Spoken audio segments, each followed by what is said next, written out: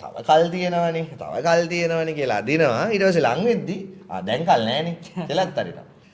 මං හිතන්නේ මගේ වැරදි නිසා සහ මම ඒක වොමනාවෙන් නොකරපු නිසා මං හිතන්නේ විශ්වවිද්‍යාල ප්‍රවේශයට තරම් ප්‍රතිඵලයක් එනවා. නමුත් අර හිතපු තරම් ප්‍රතිඵලයක් නොවේම මත ඒ වැටීම තමයි මං හිතන්නේ මගේ ජීවිතේ ටර්නින් පොයින්ට් එක වෙන්නේ.